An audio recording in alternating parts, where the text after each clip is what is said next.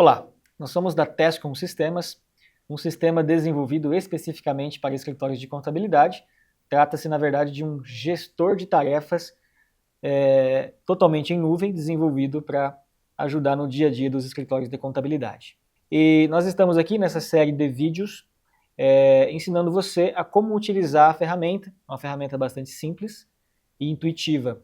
E nós estamos nessa série de vídeos aqui mostrando para vocês como fazer o uso, né, toda a jornada do cliente até o final, para tirar o proveito máximo aí da ferramenta. Bom, a nossa ferramenta ela tem o intuito de ser simples, justamente para não atrapalhar no seu dia a dia.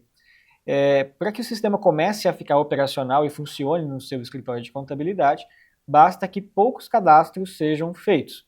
O primeiro deles, o mais importante, é o cadastro de usuários. Preciso que todos os usuários do sistema estejam devidamente cadastrados. No vídeo de hoje, nós vamos ensinar vocês como fazer esses cadastros. Só lembrando, né, que no momento da contratação do sistema Tescom, deve ser informado pelo escritório de contabilidade quem será o usuário administrador. É a partir deste usuário que começam todos os demais cadastros. Então, neste caso, a gente vai fazer uma simulação. Vou demonstrar para vocês como fazer o cadastro do usuário, considerando uma base limpa, tá bom? Sem nada de informação. Então, apresentações feitas, vamos para a tela do computador, onde eu vou mostrar para vocês, então, como fazer o cadastro de usuários. Bom, aqui está o site, onde fica a ferramenta. No caso, a gente está numa versão beta, mas seria a mesma coisa.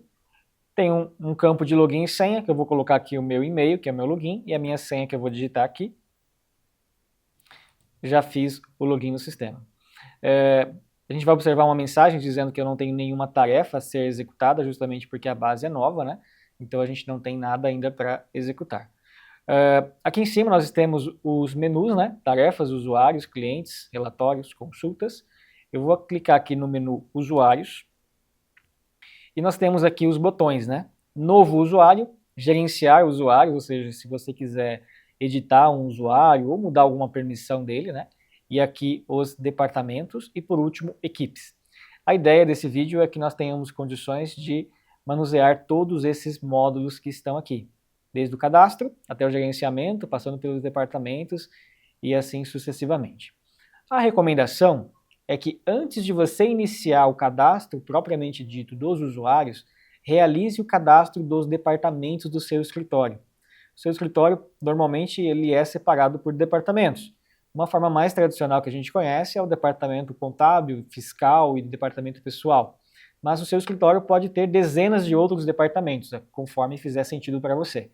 Então, aqui na tela, eu vou mostrar para vocês o cadastro de departamentos, como que a gente faz. Vamos lá. Menu usuários, opção departamentos. Eu clico aqui no botão novo e o sistema simplesmente me pergunta o nome do departamento. Eu vou colocar aqui, ó, contábil. Criar departamento. O departamento automaticamente foi criado. Eu posso criar outros departamentos, já vou aproveitar a oportunidade, vou criar o departamento fiscal. Muito simples, né? Clica no botão novo, digita o nome desse departamento e está pronto. Ó, departamento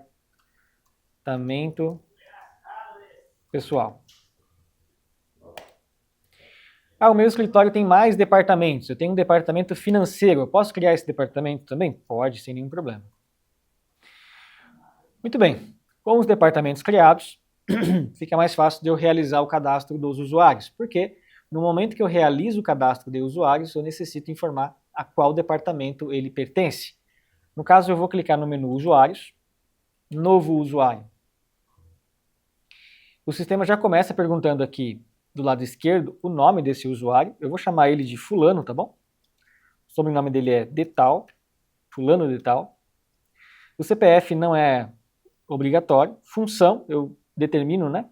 Informo aqui qual é a função desse usuário. No caso, só uma correção aqui. Vamos imaginar que ele seja analista fiscal. O sistema pergunta a qual departamento ele pertence, tá bom? Eu posso selecionar aqui. Temos a opção também, ó, caso você tem um departamento que ainda não foi criado, né, ele faça parte de um departamento ainda não cadastrado, basta que você clique nesse botãozinho aqui, ó, novo departamento, e automaticamente o sistema permite que você simplesmente digite a descrição, o nome desse departamento, criar departamento e pronto, já está criado. Nesse caso, eu vou selecionar um departamento já existente, que é o departamento fiscal. Bom, se eu estou cadastrando um usuário que pertence ao departamento fiscal, é natural que esse usuário, no futuro, irá executar tarefas pertinentes ao departamento fiscal. O que pode acontecer é que no seu escritório, um determinado usuário que faça parte do departamento fiscal possa também, eventualmente, executar tarefas de outros departamentos. Para isso, nós temos aqui este campo, outros departamentos que pode fazer tarefas. Então, basta eu selecionar. Ele é do departamento fiscal, porém, eu permito que ele realize também tarefas do departamento contábil. Basta eu selecionar aqui. Se ele é restrito ao departamento fiscal, basta eu não selecionar nenhum, tudo bem? Nesse caso, eu vou deixar ele como apenas do departamento fiscal, só lembrando então que tem essa possibilidade. Interessante aqui informar a carga horária desse colaborador. Aqui nesse caso eu estou colocando que a carga horária dele é das 8 da manhã às 12. Depois ele tem um intervalo, retorna às 14 e vai embora às 18. E aos sábados ele não trabalha, então eu deixo aqui em branco. Tudo bem? Nós temos um campo aqui que eu vou informar quanto custa esse funcionário, esse colaborador, essa pessoa do teu time chamada fulano de tal, tem um custo mensal, né? Acredito eu, para o teu escritório. Então, o que eu preciso informar nesse campo aqui, ó, custo mensal total, é qual é o custo que você tem com esse usuário, com esse colaborador, com um membro do seu time. Aí, bom, eu estou falando com contadores, vocês mais que ninguém sabem como chegar no custo total de um colaborador. Deve ser levado em consideração todos os gastos, inclusive as provisões que você tem para com ele. Neste caso, imaginemos que um colaborador custe um total de R$ 5.800 por mês. Eu vou informar nesse campo, custo mensal total, 5.800. No campo, quantidade de horas contratadas, você deverá informar qual é a carga horária útil desse colaborador. Neste caso, eu vou colocar aqui 220. Nós sabemos que, embora a CLT estabeleça jornadas e cargas horárias de 220 horas por mês, no final das contas, é quase que impossível ele ficar 220 horas de fato trabalhando, né? Tem as interrupções aí inevitáveis, banheiro, algumas situações, tomar um café, que acaba não gerando ele não atingindo, né, de efetividade 220 horas. Mas você fique à vontade, você informa aí a carga horária conforme fizer sentido para você, né, de acordo com cada colaborador. Neste caso aqui, nós temos um campo chamado custo hora padrão. Se ele custa R$ 5.800 por mês e tem uma carga horária contratada de 220 horas, o sistema simplesmente está dividindo o custo mensal total pela quantidade de horas e chegando a um custo hora aqui. Tudo bem? Essa informação vai ser relevante para nós, porque o sistema ele tem um apontamento via timesheet, onde cada usuário faz o devido apontamento, né, para cada cliente do escritório. Então, com base no custo hora de cada um, e com base no que ele apontou de horas em cada cliente, eu sei, por exemplo, quanto custou cada cliente para o escritório de contabilidade. Então, é importante que essa informação esteja cadastrada corretamente. Bom, vamos lá. Para que essa pessoa, né, esse usuário chamado fulano, sobrenome de tal, possa acessar o sistema, basta eu informar o e-mail dele, tá? Então, eu vou colocar aqui, ó, fulano de tal, @tescom.com.br. Eu preciso qualificar ele, né? Se ele vai ser um usuário, simplesmente usuário, ou seja, o padrão, se ele vai ser gestor ou se ele vai ser administrador. Neste caso, eu vou dizer que ele é apenas um usuário padrão mesmo, ele não é um gestor e nem um administrador. A senha, você precisa colocar pelo menos 8 dígitos, tá? Você pode criar uma senha padrão aqui e depois pedir para que ele faça a alteração, tá? Aqui à esquerda, nós temos os módulos, né? Aos quais ele terá permissão, desde que você conceda. Tarefas, obviamente, ele tem que ter acesso, porque senão ele não consegue executar as tarefas que você vai passar para ele, ou que ele mesmo crie para ele, né? E aqui nós temos, ele pode cadastrar um novo usuário? Você decide se ele pode ou não, tá? Ele pode cadastrar clientes? Você também decide se ele pode ou não. Neste caso, eu vou deixar aqui sim. Ele pode consultar relatórios? Sim, mas você avalia se para você faz sentido ou não. Ele pode acessar as consultas? Eu vou deixar marcado que sim, mas você também avalia. Bom, tarefas eventuais, um pouco mais adiante nós vamos falar especificamente como funcionam essas tarefas eventuais, mas o sistema está perguntando o seguinte, esse usuário que você está cadastrando, ele tem permissão para criar tarefas para outros usuários, ou então transferir tarefas dele para outros usuários? Você define se sim ou se não. Normalmente, o usuário que é apenas usuário, ou seja, o nível mais básico, ele não tem essa permissão. É uma característica comum de um gestor, por exemplo. Ele cria uma tarefa para um determinado usuário, ele pode transferir para outro usuário e assim sucessivamente. Bom, seguindo aqui, nós temos mais permissões, tarefas recorrentes. O sistema pergunta se ele pode criar tarefas recorrentes. No caso, eu posso dizer que sim.